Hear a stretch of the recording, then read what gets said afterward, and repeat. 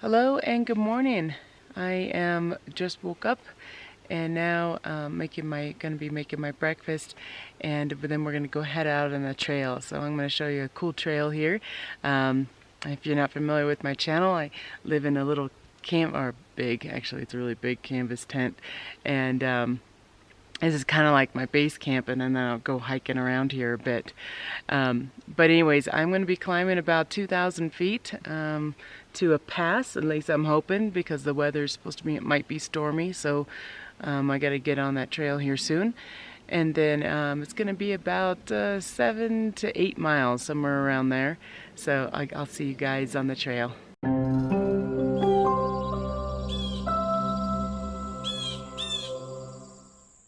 It's pretty warm. I'm wearing pants right now because I just don't know how the mosquitoes are inside.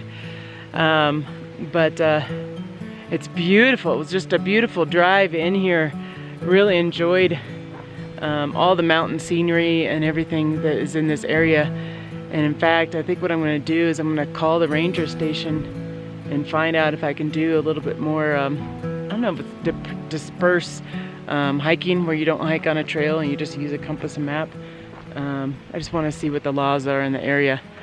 So at the trailhead, there's the trailhead right there, and I'm going to start working my way up to, well, I don't think you're going to be able to see it, but we're going up a lot. 2,000 feet I'm going to be climbing.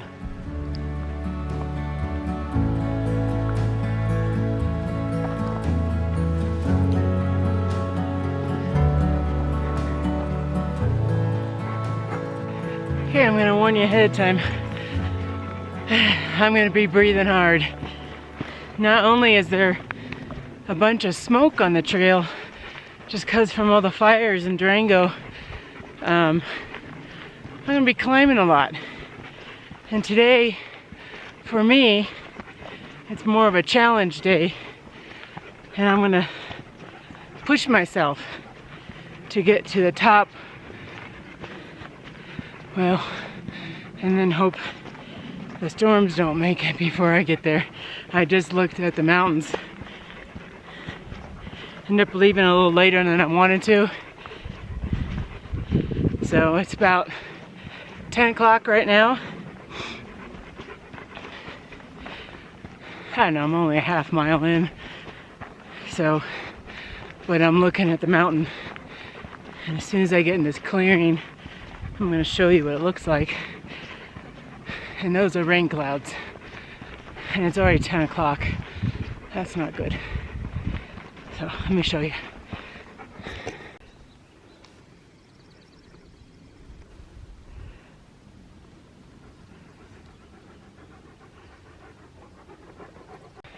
Okay, I am prepared for rain.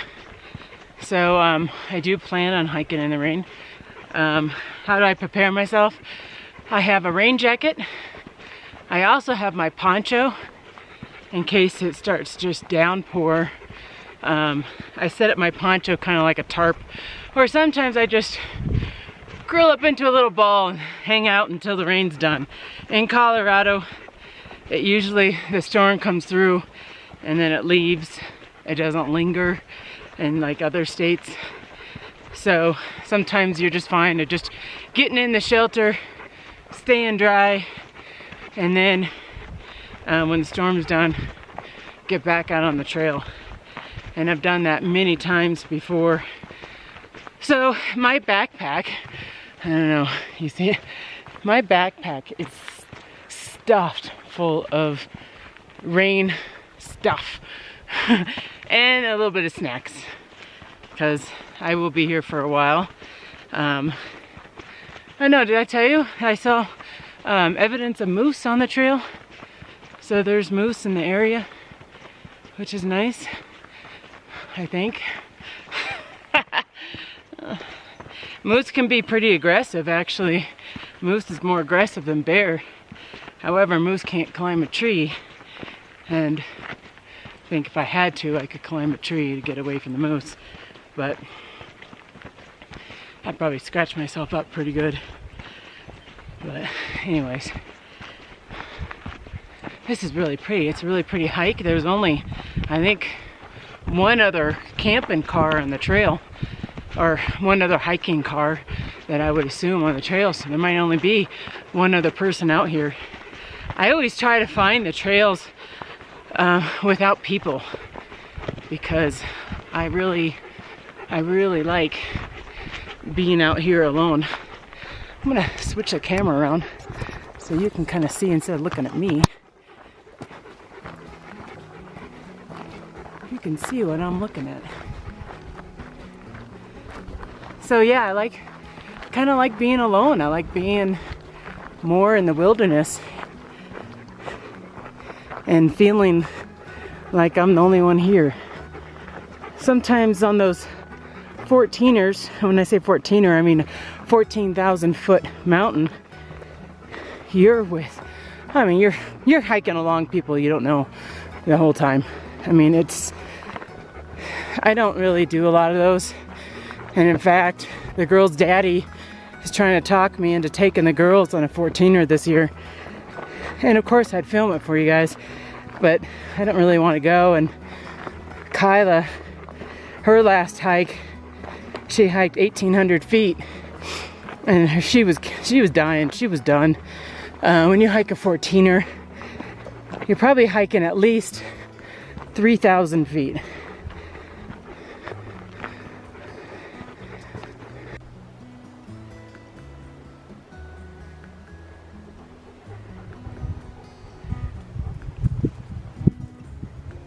Okay, I want to show you guys something. A lot of times with the girls, I'll talk about edibles and what you could eat on the trail. You know, before you eat anything on the trail, please consult a professional. I don't consider myself a professional, but there's just certain things that I know that I like to share. So my disclaimer, consult a professional. These, you see how it is like brand new. It's all nice and soft. You can actually pick that off. Here we go. You can pick that off and then you can eat it. I'm not going to eat it because I have my own snack. But they usually come around late spring is usually when I see them. But again, you can eat these. I wish my girls were here because I've been trying to show them this, because a lot of times what I'll do with the kids is that we'll be on a trail, and you'll see it in some of my other videos too, and I'll count down. So if they know if I start at 3, I'll go 3, 2, 1. They have to find something to eat on the trail right where they are. You know, and a lot of times they know that there's something right next to them, you know. And, you know, most of the time they're picking dandelion leaves. They can, you can eat the bark of aspen, but it's only the inner bark. But they know that, and that's not something you really want to do. But they might point at an aspen tree or something like that. And I've always wanted to show them this, but it's not here all the time. It's only at certain parts of the year. And if you were to eat it off the tree, you know, this is like stopping some of the growth of the tree. So yeah, poor tree, I just hurt it. But you know, go around and pick it off all different kinds of trees and try it. But again, consult a professional first. Okay. Yep, there you go, there's moose for you. Moose are in the area. And you can usually tell because there's a lot of water. So there's some water over there. Now Rocky, he has his pack on. He's carrying his own water. I think at some point on the trail that there is no water sources for him. And he drinks just a ton of water when we're hiking. So I always bring water for him. I think his pack right now weighs about 12 pounds. He's got a little snack in there as well. Okay, back to my conversation on 14ers. I've claimed a few, not a huge amount, again, because Rocky's really loud when he's panting, so I apologize for that, but I can't have him not pant. But anyways, we're going 14ers. My last 14er I was gonna do 2 in a row. It's called Grays and Torrey. Hey, look, snow. Look at that. Hey, Rox. I bet he'll love this. Come on, Rox. There's snow. Yeah, get up there. Oh, yeah.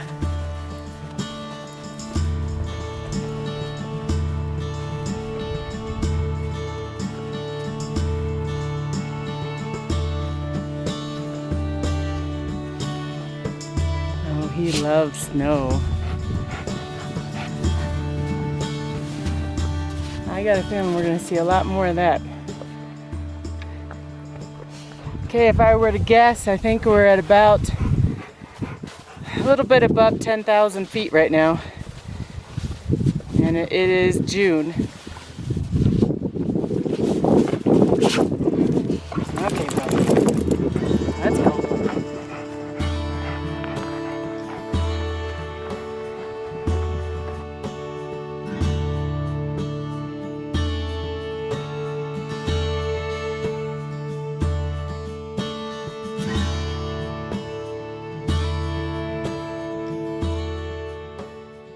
Again, I don't like them because there's just too many people. I also get a little bit of problem with the altitude. You know, even though I'm an outdoor person and I like to hike, the altitude does affect me once I get to 11,000 feet. So if I stay in 11,000 feet for a while and I'm exercising, there's times where it can be kind of scary. Okay, my story of a 14er. I was hiking Grays and Torrey, 2 14ers you can hike in a row. We're kind of close to Denver as well. Very popular. I spent the night in my car at the trailhead the night before. Woke up about 5 in the morning, or was it 4:30, something like that. And then I hit the trail, making good speed. I was actually doing really well. I had a guy that was behind me, because again, it's like a train of people going up the mountain. And he ended up saying, he's like, man, you got a good pace. I'm just gonna follow you. Well, then I got a flat tire. You know what I call a flat tire? I call a flat tire when my shoelace is untied, because then I gotta stop and I gotta tie my shoe, and he says, ah, sucks to be you. So it was fun for a bit. Oh, here, totally ADD. See that? That's an animal trail right there. So tempting to take that, but okay. So I was doing really good. I mean, I had no one pass me. I was passing everyone. I was feeling really, really good. I don't know what my pace is. I think it's like I'm about a 3.5 miles an hour pace is kind of where I usually stay at. Downhill obviously is a bit faster, but you know, so I get to about, I could see the top. I could see the top of Grace and Torrey. Anyways, I can see the top, and I'm like, whew, I start feeling really dizzy. You know, I'm probably at 13-something thousand feet. I've climbed about, I don't know, let's just say it's like 3,000 feet, something like that. So, but I was feeling really dizzy. And I think what the problem is that I was hiking too fast. And my body just didn't adjust to the altitude change. I was pushing myself. I mean, I was constantly just going.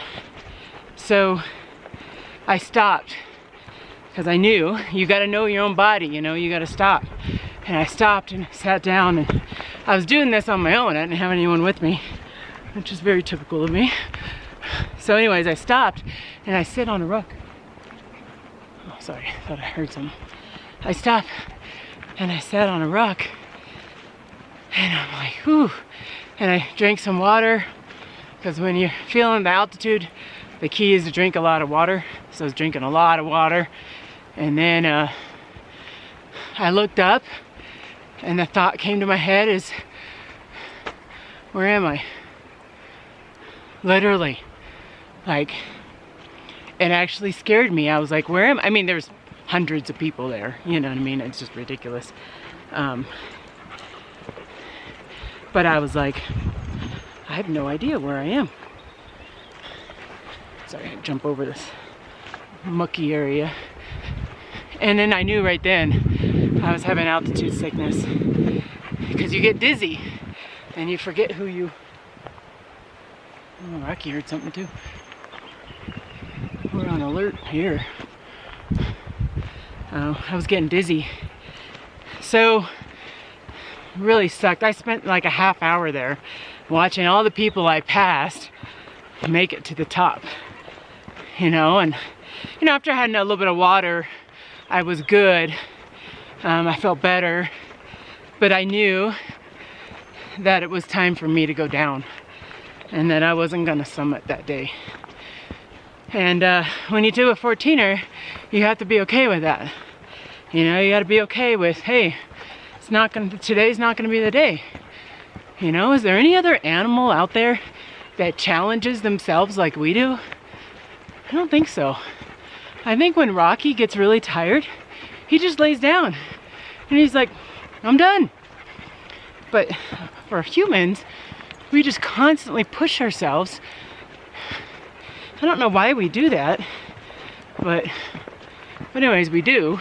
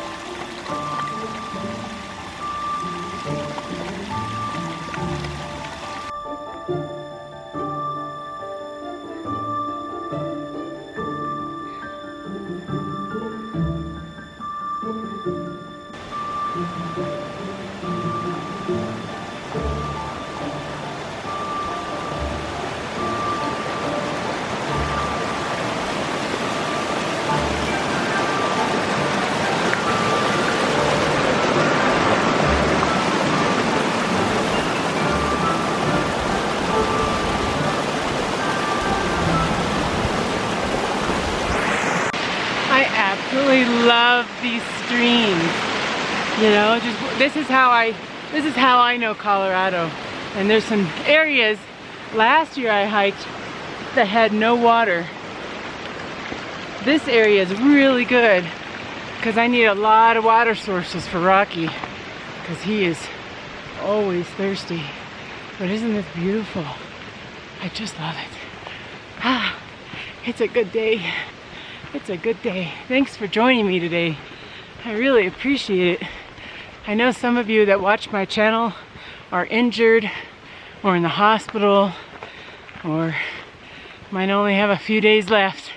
I get those messages all the time. You'd be surprised. And you get to live through me. And this is beautiful. Thanks for hiking with me. Makes me feel not alone. Oh, look at more snow. Rocky, look, more snow over there. You see it? He's like, yeah, I just walked through a river. I don't need snow. So pretty. Here, I'll turn the camera so you can see more.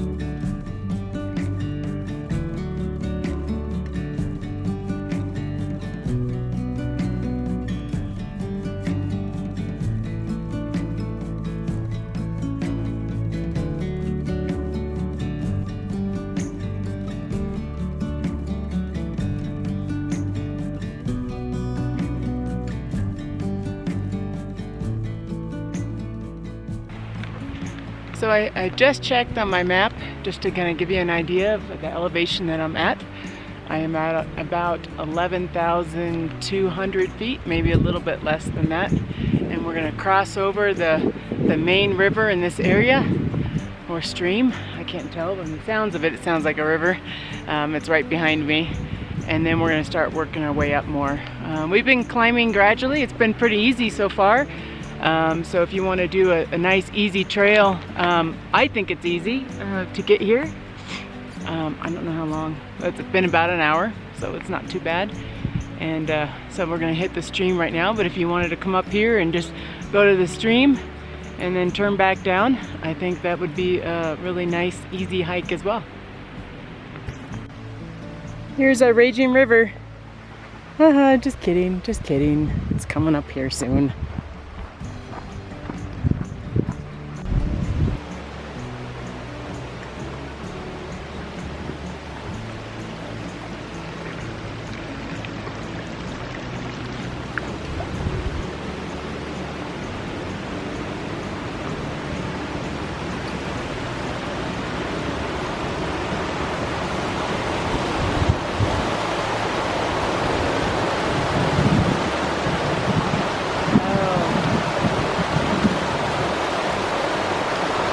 I don't know how we're gonna get across this.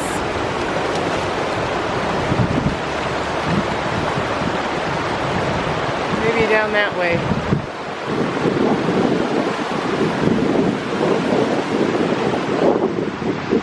It might be a take your shoe off kind of thing.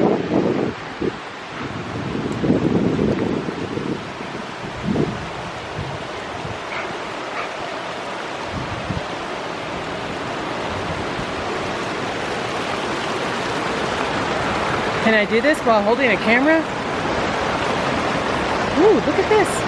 Look at this. We found a way. I don't think we're the only ones.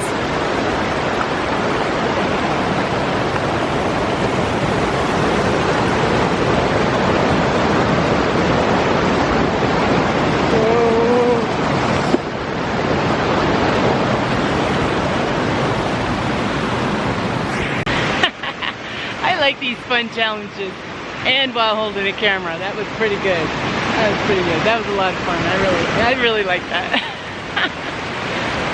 Okay, let's head on up.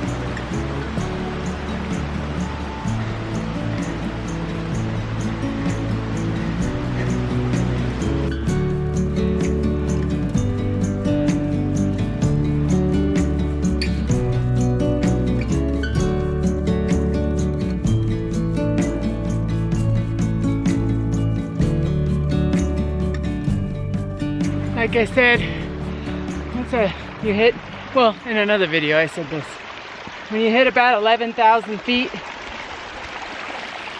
that is when your trees, that's when your trees start to reduce, not only in size, but also reduce in quantity. So let me show you, let me turn the camera and you can see what I'm seeing.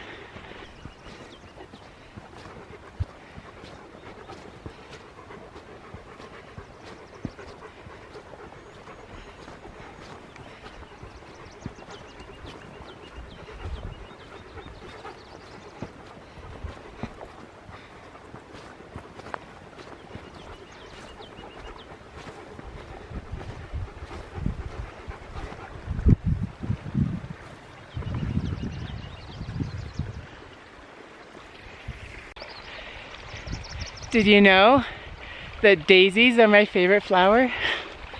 And look at all the beautiful daisies here. Aren't they beautiful? I love them. Okay, there we go. I'm all put together again.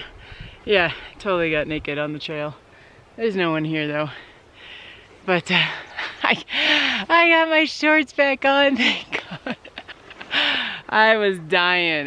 You know, I'm very thankful for Brandon at Triumph Screen Printing because he made me this shirt. Isn't this awesome? And it's 100% polyester. Because all the shirts that I sell, I mean, I got some that are like 60% polyester, but I really needed one that was 100%. And he did so good to put my brand on it. If you guys want one of my shirts, you know, go to spiritforestbear.com, and I'm trying to raise money for a charity in the area, and I talk about a lot in a lot of my videos called Wilderness on Wheels, which are getting people into nature, even though they can't hike like this and they can't be in such a beautiful area like this.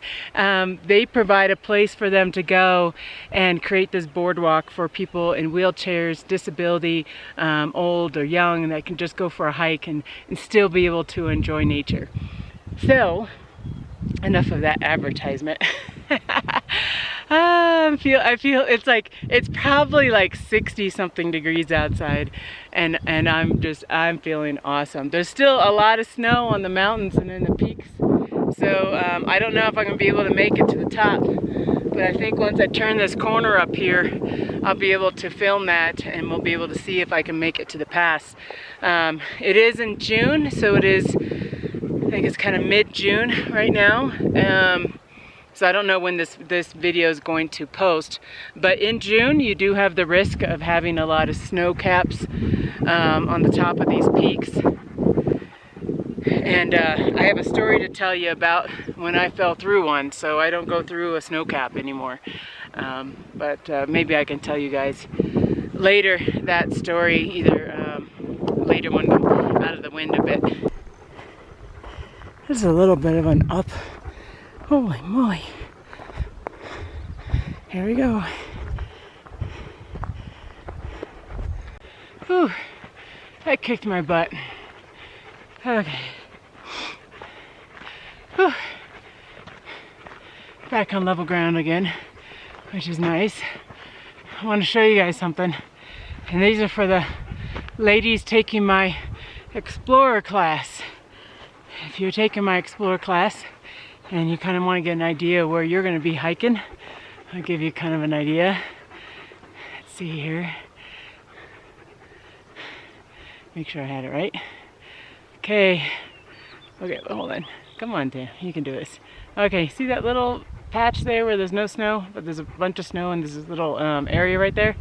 We're going to hike to the top of that. I thought you'd want to know. I've been over there. And I remember looking on the side of this mountain, and I was able to see mountain goats, rams, I don't know, sheep on the side of that mountain right there. There was a whole herd of them. It was really cool to watch how they were skirting around the mountain and stuff. So really enjoyed that. I like watching the wildlife. There really isn't a lot of wildlife here. I mean, there's okay, there's wildlife here in Colorado. It's just, you could go multiple days hiking and not see one. You will see evidence of one, but you won't see one. Okay. Whew. Yeah, 11,000 feet. That's when I start feeling it. Okay. See these little tiny trees? That's how you know you're around 11,000 here in Colorado. Now, I did get to hike in Europe, and the mountains that look like this, and their timberline was like 5,000 feet, which is like the house, Rex, house. Yeah, I speak German to him. House means leave it, drop it. There was some poop on the trail that was really fresh. I don't feel like analyzing it. Maybe, I know that there's another hiker up here, so maybe they have their dog, and I've seen some dog footprints and stuff. So, again, the hiker has a dog. Okay. And they let their dog poop right on the trail. I don't like that. If your dog poops on the trail, just move it to the side. You know? It's not that hard. Grab a stick, grab a rock, move the poop to the side of the trail. Okay. A little bit of my pet peeves. So it gets really cold up here in the alpine area, which is above timberline. And you'll see, let's see if I can get a closer look. You'll see that they're just starting to bud. And again, it's mid-June, and these guys just started.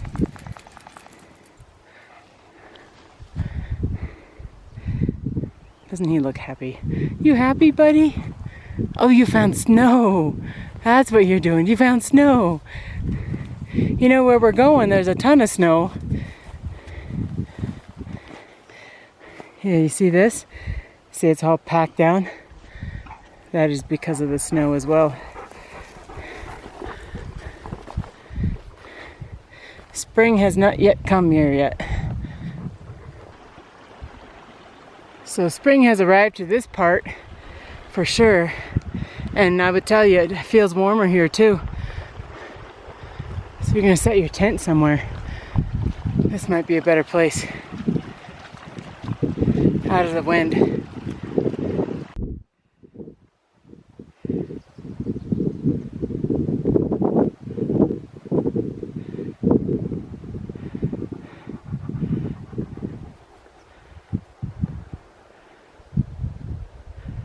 Okay guys, the pass is just up ahead, so we're getting there. Going at a good pace. Feeling good. I'm happy. Always happy to be here. Always. Well, okay, I'll admit, if there was a big thundercloud coming over those mountains, I don't know if I'd be as happy. I'm happy those just look like rain clouds. So that's good. Okay, let's get there. Let's get there. We can do this.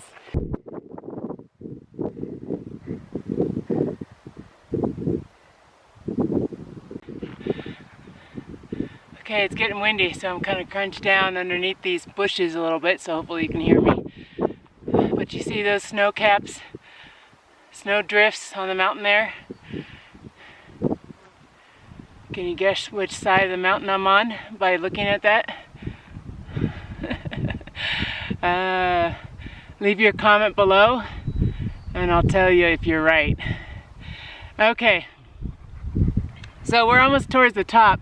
I have a story about these snow drifts where I fell through one, and it was I was in my 20s, a very scary experience, and I was hiking 60 miles. So I'm going to tell you the story, but I'm going to get out of the wind and I'm going to tell you the story on the way down the mountain. So stay tuned for that. I think it's a interesting story and something to learn by if you're hiking in Colorado, or if you want to fast forward to that, that's fine too. But however, I think it's going to be really cool over here. I don't know if we're going to be able to get over that snow drift. I didn't bring any spikes. I didn't bring any snow equipment with me, so we might have to just get to it and then have to turn around. But I'll see if there's a trail around it, but I'm not going to go through it, and you'll understand why. Okay, let's get there. Isn't this beautiful? Isn't that beautiful? Look at that. I'm so happy. That is so pretty. I love that. Okay, we're almost there. I love this. I love this. We are almost there. Isn't that beautiful? So worth it. Let's see, I've been stopping a lot to film and stuff, but we're at almost 2 hours. Not too bad. Not too bad at all.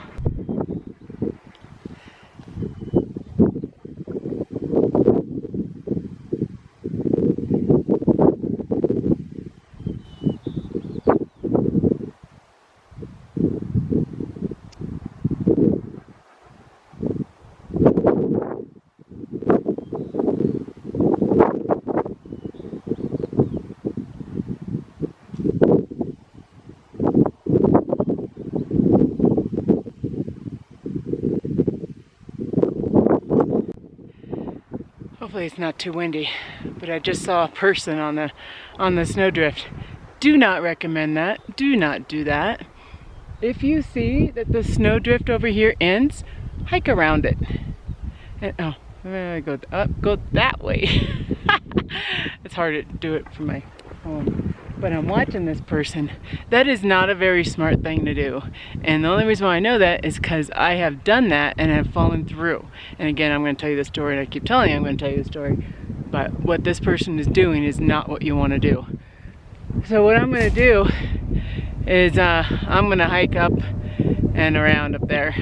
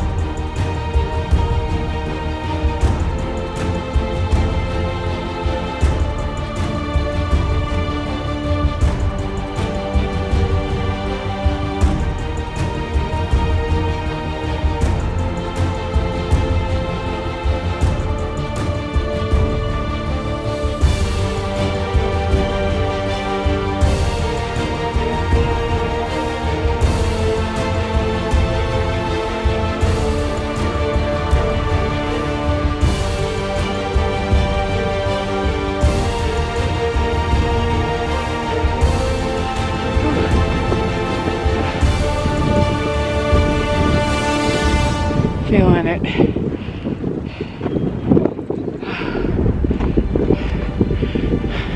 Rocky's having fun in the snow. Yeah, you having fun, buddy? I'm sure it's really windy.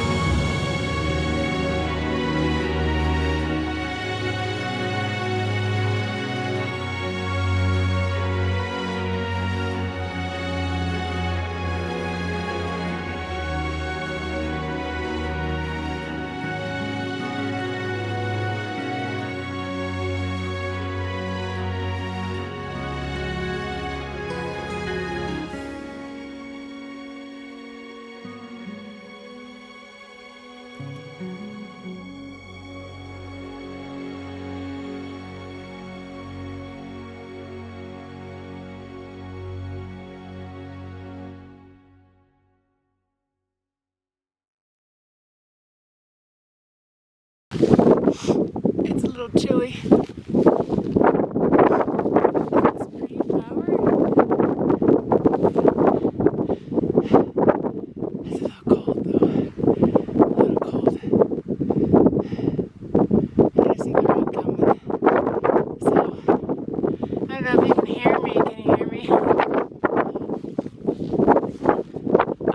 treat.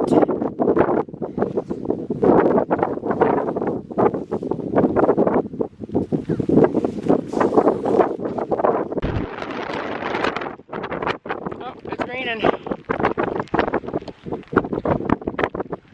Time to go back down. I can't sit here and relax. Gotta get out of here. Okay, that was brutal coming down that mountain. It started raining pretty hard, then it loosened up, and then it got just obscene amount of wind, and then I had to get down, so I really wasn't really able to rest at all. I grabbed a cookie and I kind of ate it on the trail, but I'm gonna start heading down, and I don't know if you could tell behind me. Let's see, I gotta kind of go through there, but that's all rain. So it's kind of misty right now, so I'm gonna have to put the camera away.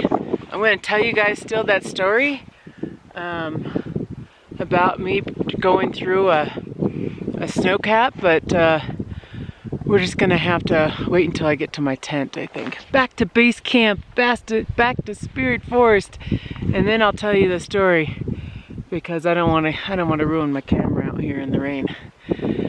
Ooh, it's getting chilly too, like my hands. They're like, it's really cold. Really cold, really cold. This is why you pack layers. If you noticed, I could have been wearing a tank top and shorts when I started, and now I'm freezing. Actually, I'm really warm except for my hands. So, okay, let's get down. Let's get off this mountain.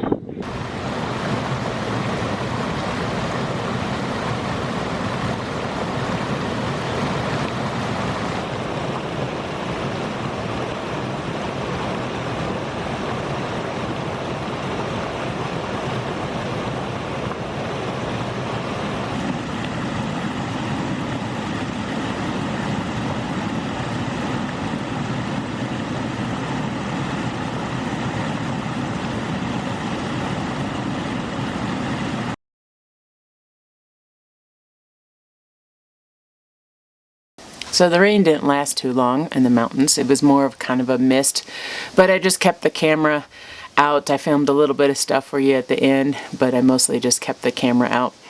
I wanted to talk about that story of when I fell through the snow. I am actually back at my tent right now, my canvas tent, or my base camp or Spirit Forest, and I call it a bunch of things. And I'll give you just a really quick tour around it, just in case you haven't seen it before. But okay, so regarding the story, so I was about 24 years old, and I was going on a 60-mile hike through. I was near Vail, Holy Cross Wilderness, and one of the best hikes I've ever been on. I chose that to be my adventure, and I trained for it. And I had a dog with me. He was a German Shepherd Rottweiler mix. His name was Snoopy. And there wasn't a lot of people out because I went on like a Tuesday or something because I could. My pack weighed about 55 pounds. I was carrying some of my dog's food as well. And so I was carrying a really heavy pack, but I was training, and I was 24 years old. I could conquer the world. At least that's what I thought. So I head on down the trail with my dog in tow, and I make it over. Well, actually, no, I didn't make it over the first pass yet. So there was really no one on the trail at the time. Again, it was a Tuesday, and I was 24 years old, so there weren't that many people living in Colorado at that time like there is today. I did see a couple people on the trail, but that was it. I think I was at mile 8 by the time I had to get to the pass. And then I noticed the pass had snow on it. It had what you saw today while I was hiking. And, you know, I didn't think anything of it. I was like, oh, this is going to be fun, you know. It actually, the ridges of it kind of came down like this. So there was actual like sheer cliff rocks, and then right in the middle was the snow. So there really was no way to go around. You had to go through. I didn't have any crampons or spikes or ice axe or anything like that. I was not expecting that. It was in June, and so I learned a lesson about hiking or backpacking in Colorado in June. So I was like, oh, I'm just going to go through. It's not a big deal. And I did see like one other footprint on the snow. So I was like, well, this person's doing it. And then I kind of lost their footprint. So I remember that. And I was kind of just going my own route. The drift was really, really deep. And, I didn't realize how deep it was. And the kind of snow it was kind of like an icy, where you have the little chunks of ice and stuff. It kind of looked a little bit like that. And so it was little balls of ice I was hiking on. So I start walking on it. So now I'm probably towards the middle. It took forever. I mean, I was like, every step you took, you slid down like a foot. So it was taking forever to get there. What I started noticing was that the top of the snow drift was getting really crusty. So then when I would step on it, it would kind of like break a little bit.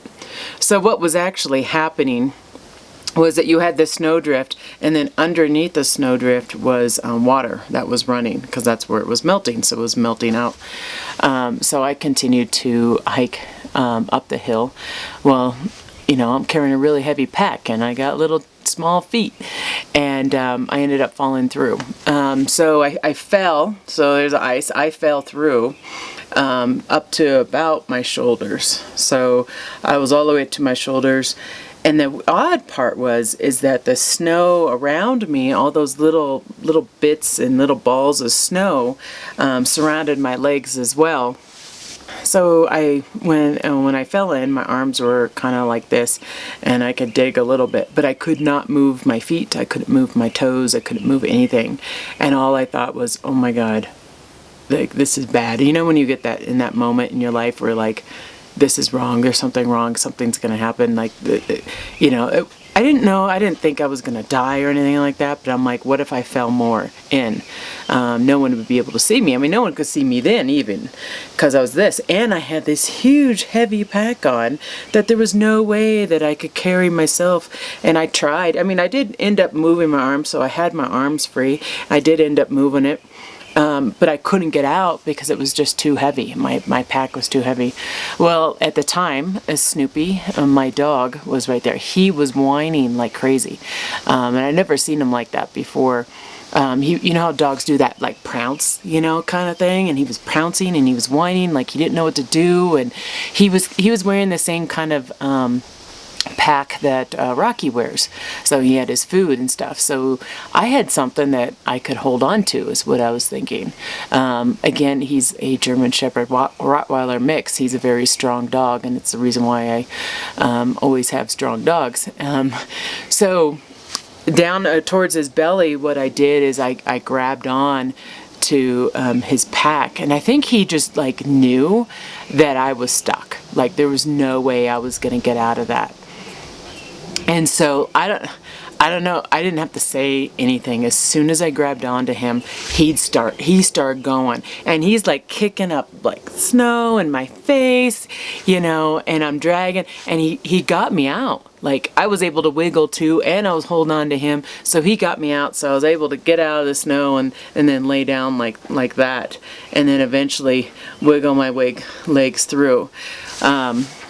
It was a really scary experience, I would say. Then of course I was scared that that was going to happen again.